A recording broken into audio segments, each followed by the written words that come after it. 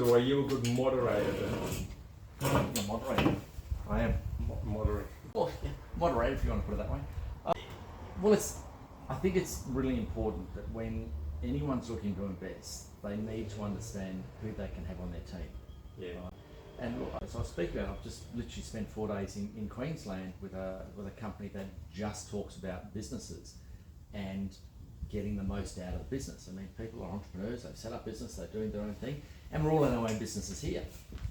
And I think that idea of having the best people on your team, we get so caught up and so used to having the same people on our team, or we're comfortable with something or someone, they're not necessarily the best person for what we're trying to do.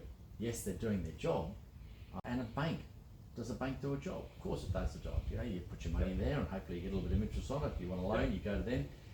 Is it the best person to have on your team? That's right. And then it comes across to a buyer's agent. Yeah, it's one, please explain the difference, like the fundamental differences for the people that really don't understand. I don't think they do.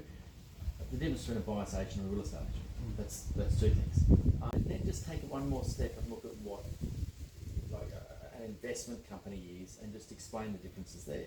Because I believe that real estate agents, buyer's agents, investment houses have a position right across a person's portfolio at some point in time. It's when do they engage with those people and why do they engage And with why? those people? Yeah, and the why. Like, why should they use that? Because each comes with its pros and cons. A real estate agent, they've only got their own. I'll shut up. Johnson, go. So a sales agent is probably the most common type of agent, and they represent the seller in trying to get the best possible outcome in terms of the highest possible sale price for a particular property, right? So sales agents will compete against each other to try and get the listing, to try and get that property sold on realestate.com or domain.com or at auction or whatever it is for the highest number. The buyer's agent is working for the buyer, only the buyer. So they're getting paid by the buyer to try and negotiate or find off-market properties or find the best deals wherever they are looking for, right? Whether that's across the country or whether that's within a specific suburb. They're essentially protecting the buyer's interest rather than the selling agent, which is protecting the selling agent's interest. So the buyer's agent should be trying to negotiate the lowest possible price, using negotiation tactics or knowing market value or doing due diligence, making sure it's not a flood zone, bushfire zone, all those things that a normal buyer or investor should be checking, but also wanting some backup help in terms of checking, making sure that they haven't missed anything or made any mistakes during the buying process, right? So the selling agent usually would be helping with the campaign, whether that be a 4-week auction campaign or things like that, and the buying agent, they're helping with strategy, figuring out what is it that we're actually trying to achieve with this property. Is it a first-time buyer? Is it a first property within a portfolio? Is it a cash flow play? Is it a growth play? A lot of different things. Figuring out where are the best areas to buy for investments, negotiating the best price, and essentially hand-holding from purchase, which is exchange of contracts, right through to settlement. So, in saying that, you said the buyer's agent should be negotiating the price. I heard a little bit of skepticism in there. Why is that? So there are a lot of so-called buyer's agents, property spruikers, gurus out there who may not actually be working for the buyer's best interests. Right. Now, they may get, kickbacks from here and there trying to offload properties and that sort of thing, but essentially when you're engaging a buyer's agent, the first thing I would ask them is their process. Do they get any kickbacks, and who are they working for? As well as, types of properties they've bought, what sort of areas they're buying in as well. I think these are very important questions to understand who it is that you're engaging, whether or not that's a person that's working on your behalf and only on your behalf, or there is other bits and pieces that come into play as well. I want to touch on another point. Please. From my perspective, I work with a lot of first-time buyers and first-time investors, and one thing I've noticed is that it is really hard for somebody that buys a first property, even a second property, to secure a property in competitive markets like Sydney, like Melbourne, like Brisbane. Do you want to elaborate a bit I've got my view, but I'm keen to hear your point of view on how a buyer's agent helps in that challenge or that challenge. Yeah. So let's just say we've started with the broker, which is the best course of action to understand their current position, how much they can borrow, how much funds they require to purchase a property, whether that be a first home or an investment. And then from there, I would give them realistic expectations as to what are the best areas within budget that you can afford.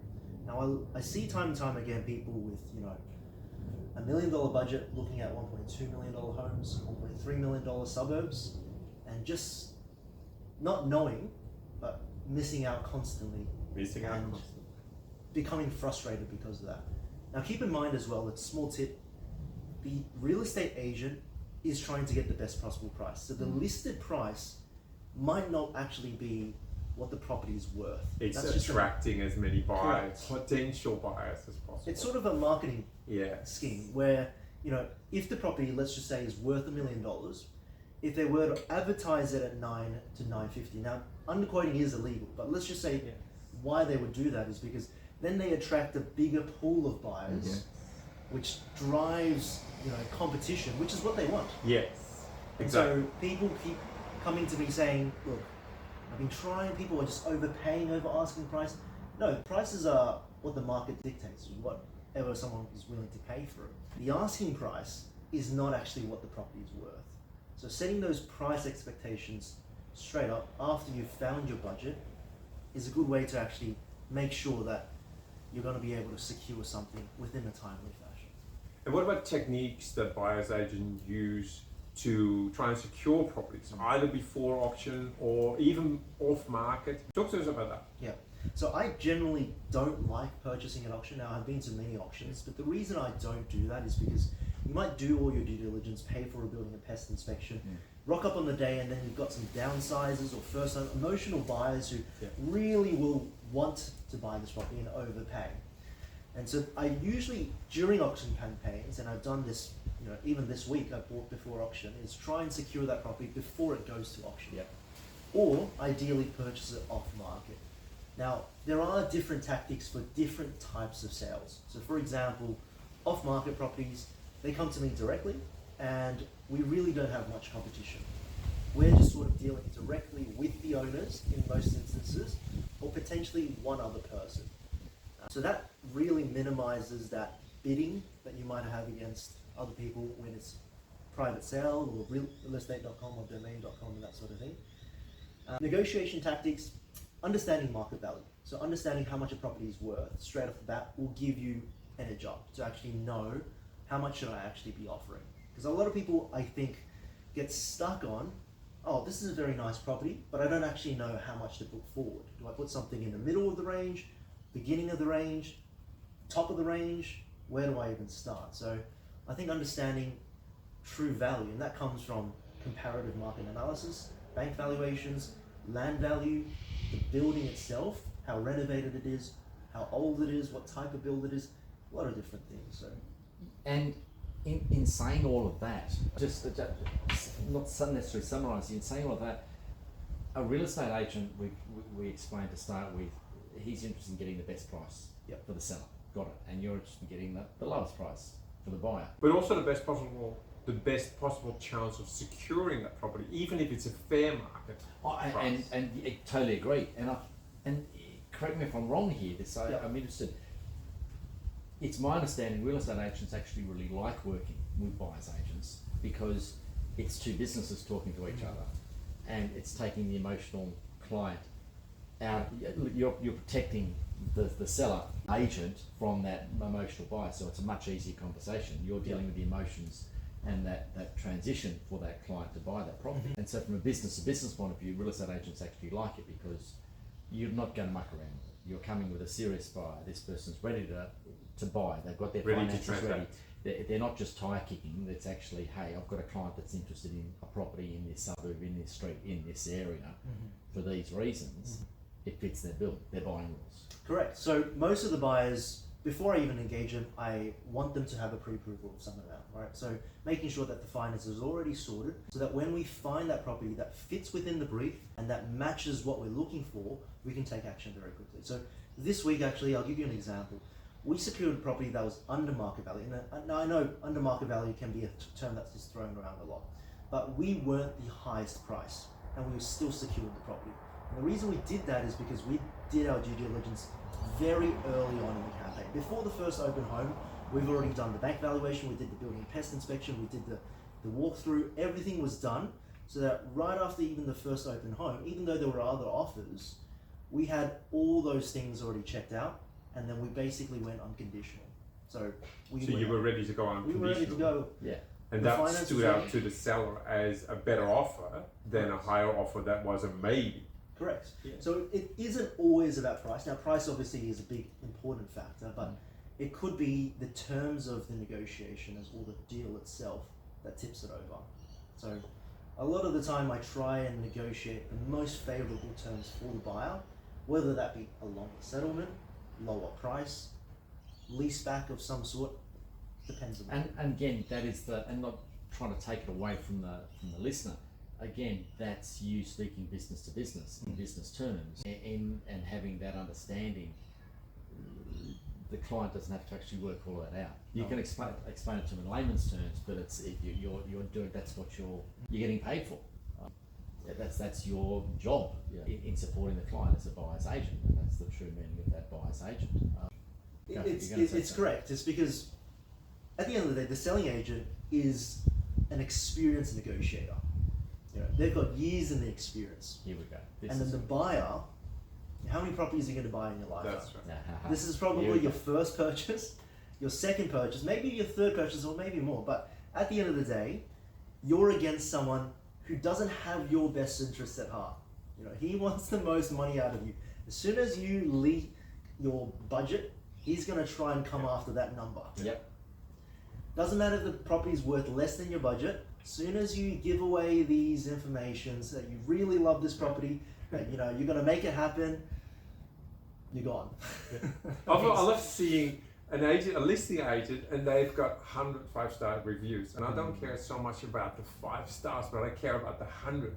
They've sold 100 properties with satisfied customers. They know their craft. You come in there as a home buyer, first home buyer, third, second, fourth home buyer, and this is who you're negotiating with. Somebody that has done 100 successful transactions. Yeah. It's stepping in the ring with Muhammad Ali and trying to land a punch. Sing like a in saying that, I think the essence behind what you're saying there is not is it just your skill set. This is your chosen profession as a buyer's agent. It's that ability to really take on board the financial side of it, take on board and cut through what the buyer's actually looking for. Correct. Because it's been my experience from research house point of view and strategy creation. I've seen clients spend 1 month, 3 months, 6 months. There's one lady I'm speaking to, literally I just saw an email before. This has been going on since January, and just between her and her husband, they are just not on the same page. Their buying rules are totally different. Yeah.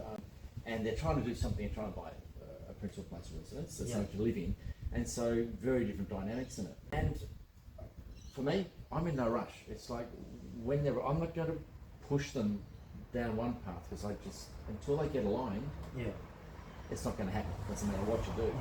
And I think that's the other side of what you do that people don't necessarily really understand. Like finance, we were talking about finance before.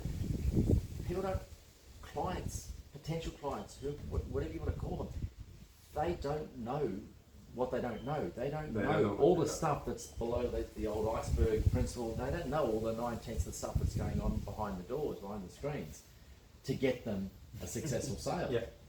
That's it. And that value proposition there. And look, I appreciate we spoke briefly about you get a broker gets paid from a bank or the financial institution that you arranged a successful loan through. For you generally get paid by the client in a fee for service. When it comes to that fee for service, how how do you justify that fee for service? How do you actually go, well, hey, this is why it's worth money? And totally, we're very transparently now, whether it be $5,000 or $55,000, in my mind, the buyer's agent has done a job that I haven't got the frigging time to do. Yeah, and just before you answer the question, another example, I was amazed, this one couple, business couple, I was just literally speaking to on Tuesday, Wednesday this week, and they were just talking about property and investing, and they're up to 8 properties now.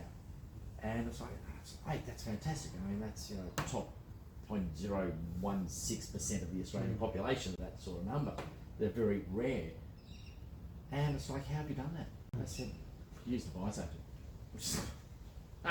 It was worth every cent. We were running our businesses. We had a family, we had school, we had Saturdays, school sport. We used a buyer's agent. It was worth every cent. That's easy for me to say that and use that testimonial from a client. What is it? What is it about that fee? Why charge that fee? Why pay that fee? Why should somebody pay a fee Yes. to a buyer's agent? Yeah. Now, it depends on what it is that they're looking for as well. So, at the end of the day, what I do is I help time poor people who Right. don't know what they're doing, understand the market, and get the best property for their price. That's right? even 4 things, isn't it? Time poor and don't know what they're doing are 2 totally different things. Correct. Yeah. Correct. Right. So, a lot of the people that have approached me, there are 2 different types of people. So, for example, home buyers, the ones that are looking to purchase a property to live in. A lot of the time, they get stuck. They're not sure what's a good property and what they can afford with that budget, right? And so it sort of drags on for 6 months, 8 months, 12 months. And you would know, the pre-approval expires, you're going to refresh it again and back into the market. And during that time, the market is slowly growing, right? And so as they're, delaying and not understanding the process of the buying journey, they're sort of missing out on these opportunities every step of the way. And so just getting them into the market sooner, obviously finding the property that they like, saving them 6 months or 12 months is already the fee pretty much, right? Not only that, the negotiation itself, right? People don't understand, how much confidence do you actually have that you're going to get the best possible price for this property, right? And people come to me saying, okay, I don't actually know how much to offer. How much do you think I should offer? I haven't even done the due diligence. Let me do some due diligence first and get back to you. What is the market actually telling you? Is it a cool market? Is it a hot market? How much competition is there? How many people went through on the open home? How many other written offers are there currently? It's not just how many people went through. How many people actually put it on the contract saying, I want to put this much? If there's no other offers, why are you going all the way to the top end when you could be saving yourself 20 grand by putting it a little bit lower, if you can secure it for that price? And so, Of course, there's that fear of missing out at the moment, isn't there? yeah, and that frustration as well. After missing out a few times, that's when you see the overpaying. That's when I just need to get the next one. The next one is and you see it Doesn't matter what I'm paying for it. I just need it. So I left a statement. We were talking about topics to have a chat about, and one of the statements I put in there was, do you make your money when you buy, or do you make your money when you sell? both. Now, you make your money when you sell because you realize that gain. Right. You've been taxed on it. It comes in your bank account. But when you buy, not only are you buying ideally under market value, under bank valuation, you can still pull out that equity, 3 months, 6 months, 12 months down the line, and that's still a gain that you can use to purchase another property. Right. So if we overpay, Correct. by saying that then, if we overpay in the first place, accessing that equity and moving on to future deals is delayed, slowed Correct. down because we've overpaid that That's price. right, that's right. So So that first purchase is very important, because if you make a mistake and say you need to sell, it's not only the stamp duty, selling agent fees, the opportunity cost as well, from the time you purchase to when you sell, you're missing out on all that growth that you could have had in a better market, right? And so you got to factor these things in. Is it worth it to go out on a limb and just hope for the best, or trust someone who does it day in, day out? and actually will get you the result that you want. And thank you. That's a really good way of putting it. The metaphor that I quite often use with a client is that if I come from a nursing background, and I always looked at it and went, well, if I'm sick, I go to the doctor, the GP, and the doctor will say, hey, this is wrong, great. Unfortunately, a lot of doctors hand out antibiotics and say, go away, you'll get better, you don't need, that's a whole other story. But generally they'll say, yeah, I can help you with that. And they go, maybe we'll send you away for some tests. And then those tests come back and it's like, oh dear, it's a tumour, it's something else, it's something specific going on. I can't help you with that. And they'll refer you to a specialist. Correct. As a nurse and as a property strategist with my clients now, when I was a nurse, I did nursing and I was a good nurse. As a property strategist, I'm a really good property strategist. Do I understand finance? Yes. Do I want to do finance? Excuse the French. Hell no. Do I want to do accounting? Do I understand it? Yes. Do I want to do it? Hell no. Do I want to do the buyer's agent side? Hell no. Because you either are really good at that research, you're good at one piece. So I'm happy to pay a finance broker, I'm happy to pay an accountant, I'm happy to pay a buyer's agent because that's what you're good at. I can do my job then. I can keep doing what I do, and because that's easy to me to do my job. That's building your A team, having the people around you, quality conveyancer, quality property expert, quality mortgage broker, quality accountant, to get the best results, because that's what you're doing it for. You're not doing it to get mediocre results. You're doing this with a clear plan to have a comfortable retirement. The better all the cogs work together, the better quality all these cogs are, the better the end result. Yes, totally agree. On that, and it's a really interesting point, how far you go with your thinking, questioning when you're first meeting with a client. And yes, I get if it's a first-time buyer, or a first-time investor, or a rent-vestor, whichever level that is, or a skilled investor, your questions will be different. For someone in their 20s into their 30s, they're not thinking about retirement. No. It's like, forget it, I've got to get married, I've got to get divorced, I've got to buy You see the eyes glaze over. Exactly, so yeah. What? And so they're not even thinking about that. No. I just want to keep up with the Joneses, and I'm making this sweeping general. All my friends are buying a property. Yeah. I need to buy a property. Just landed my dream job, earning a good income, what can I afford? Yes. They're not worried about that next step. It's very much immediate. I don't know, but that's a feat. That's a commonality there. But definitely the younger generation, 20 through, I'll even say 35. It's that into 40. That's a real. I want it now. Yeah. I don't really care about it so much. It loops back to the affordability, and that's a whole other finance question discussion there. But I want it now. Yeah. What can I afford right now? What can you give me now? Yeah. How can I max it? Brilliant. Thank you. Was that good? That was good.